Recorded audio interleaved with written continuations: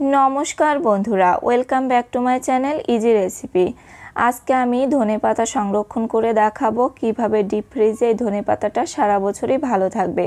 আর এভাবে যদি আমার মতো আপনারাও ধনেপাতা দীর্ঘদিন যাবৎ সংরক্ষণ করতে চান তাহলে কিন্তু আজকের এই পদ্ধতিটা ফলো করবেন। আর সারা বছরই কিন্তু ধনেপাতা বিভিন্ন রান্নায় খাওয়া যায় আর খেতেও কিন্তু ভালো লাগে। আর দেখা যায় দাম বেড়ে গেলে আমরা তখন কিনতে পারি না, বা সিজন শেষ হয়ে গেলে তখন কিন্তু আমরা পাই না। তাই এভাবে সিজন থাকতেই ডিপ ফ্রিজে আপনারা দীর্ঘদিন যাবৎ বেশি করে এই ধনেপাতা সংরক্ষণ করে রেখে খেতে পারেন। এই সিজনে বাজারে কিন্তু প্রচুর ধনেপাতা ওঠে, আর কম দামে বেশি করে কিনে এনে আপনারা কিন্তু সংরক্ষণ করে রেখে দিতে পারেন ডিপ ফ্রিজে আজকের পদ্ধতি ফলো করে। যেহেতু ডিপ ফ্রিজে সংরক্ষণ করব ধনেপাতা, তাই অবশ্যই ধনেপাতাগুলো যেন টাটকা হয় বা ফ্রেশ থাকে সেদিকে খেয়াল রাখতে হবে। আমি এখানে 4 মুঠা ধনেপাতা নিয়েছি, আপনারা চাইলে কম বা বেশি করেও সংরক্ষণ করে রাখতে পারেন।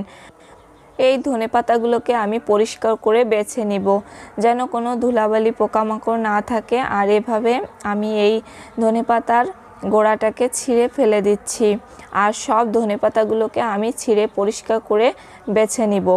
অবশ্যই ভালো করে পরিষ্কার করে বেছে নেবেন। এখানে যেহেতু ধনেপাতাগুলো একদম টাটকা আর ফ্রেশ, আমি তাই ধনেপাতার ডগা সমেত বা ডাঁটা সমেত রেখে দিয়েছি। আপনারা চাইলে শুধু পাতাটাকে ছিঁড়েও কিন্তু সংরক্ষণ করতে পারেন। এবার এই পাতাগুলোকে আমি ভালো করে পরিষ্কার করে ধুয়ে নিব। এই ধনেপাতাগুলোকে আমি ভালো করে পরিষ্কার করে ধুয়ে নিব। তারপর ধুয়ে নিয়ে এই পাতাগুলোকে ভালো করে শুকিয়ে নিতে হবে বা জল ঝরিয়ে নিতে হবে। আর অবশ্যই পাতাগুলোকে কিন্তু শুকিয়ে নেবেন বা জলটাকে একদমই ঝরিয়ে তারপর কিন্তু এটাকে কেটে সংরক্ষণ করবেন। যদি এই ধনেপাতার মধ্যে একটুও জল থেকে থাকে বা ধনেপাতাগুলো ভিজা থাকে তাহলে কিন্তু দীর্ঘদিন যাবৎ ভালো থাকবে না বা নষ্ট হয়ে যাবে এবং পচেও যেতে পারে। আর যেহেতু আমরা ডিপ ফ্রিজে দীর্ঘদিনের জন্য সংরক্ষণ করব, অবশ্যই ধনেপাতাগুলোকে ভালো করে শুকিয়ে তারপর কিন্তু এটাকে সংরক্ষণ করতে হবে। আমি অনেক সময় যাবৎ এই ধনেপাতাগুলোকে ঝুড়িতে রেখে শুকিয়ে নিয়েছি, আপনারা চাইলে ফ্যানের বাতাসেও শুকিয়ে নিতে পারেন। আমি ধনেপাতাগুলোকে একদমই শুকিয়ে নিয়েছি, এর মধ্যে কোনো ধরনের জল বা ভেজা ভাব নেই। এবার এই পাতাগুলোকে আমি কেটে নিব। আপনারা যে কোনো সাইজের করে কিন্তু কেটে রাখতে পারেন। আপনারা যে রান্নায় যেভাবে ব্যবহার করবেন ঠিক সেইভাবেই কেটে রাখবেন। আর সেইভাবে যদি ডিপ ফ্রিজে সংরক্ষণ করে রেখে দেন তাহলে কিন্তু ফ্রিজ থেকে বের করে ইজিলি আপনারা সেই রান্নায় বা যেভাবেই খান না কেন খেতে পারবেন। ধনেপাতাগুলোকে আমি ভালো করে কুচি করে নিয়েছি, আর কিছু রেখে দিয়েছি যেটাকে আমি নর্মাল ফ্রিজে সংরক্ষণ করব। আপনারা কেটে নেওয়ার পর বা এমনিও গোড়াটাকে ফেলে দিয়ে জলটাকে ঝরিয়ে কিন্তু এই ধনেপাতাগুলোকে 1 সপ্তাহের মতো নর্মাল ফ্রিজে সংরক্ষণ করে খেতে পারেন, যে কোনো এয়ারটাইট বক্সে বা জিপার ব্যাগে বা পলিথিনে ভরে রেখে। আমি এখানে জিপার ব্যাগের মধ্যে এই ধনেপাতা কুচিগুলোকে ভরে নিয়েছি। 2টা পলিথিনে আমি ভরে নিব। আর অবশ্যই আপনারা পলিথিনের ভিতর যে বাতাসটা থাকে বের করে মুখটাকে বেঁধে দিবেন এভাবে, বা বন্ধ করে দিবেন। আমি এখানে দেখতে পাচ্ছেন এই ধনেপাতাগুলোকে ভরে নিয়েছি। এভাবেও কিন্তু আপনারা নর্মাল ফ্রিজে রেখে 1 সপ্তাহের মতো খেতে পারেন। আর কিছু ধনেপাতা রেখে দিয়েছিলাম যেটাকে আমি নর্মাল ফ্রিজে সংরক্ষণ করব।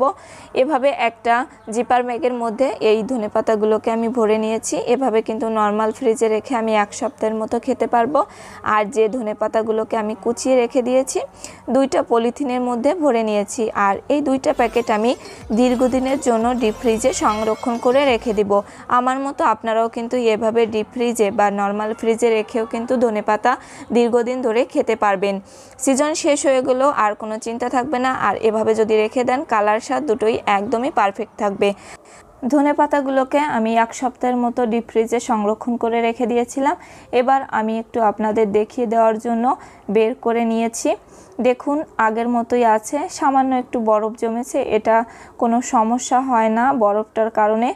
আর এভাবে কিন্তু আপনারা যখন রান্নায় দিবেন তখন কিন্তু খুব ইজিলি এই প্যাকেটটাকে খুলে তারপর কিন্তু যতটুকু প্রয়োজন ধনেপাতা রেখে বাকি ধনেপাতাটাকে কিন্তু আবারও ডিপ ফ্রিজে সংরক্ষণ করে রেখে দিতে পারেন। আর এভাবে রেখে দিলে কিন্তু এই ধনেপাতার স্বাদ কোনোটি পরিবর্তন হবে না। তো বন্ধুরা, কেমন হয়েছে আজকে আমার এই ধনেপাতা সংরক্ষণের সহজ পদ্ধতিটা অবশ্যই আমাকে কমেন্ট করে জানাবেন। ভিডিওটি ভালো লেগে থাকলে একটি লাইক দিবেন, শেয়ার করবেন। আর এখনও যারা ইজি রেসিপি চ্যানেলটিকে সাবস্ক্রাইব করেননি অবশ্যই চ্যানেলটিকে সাবস্ক্রাইব করে পাশে থাকা বেল আইকনটিকে প্রেস করে দিবেন। যারা ফেসবুক পেজ থেকে দেখছেন অবশ্যই পেজটাকে ফলো দিবেন আর আমার পাশে থাকবেন। ধন্যবাদ সবাইকে।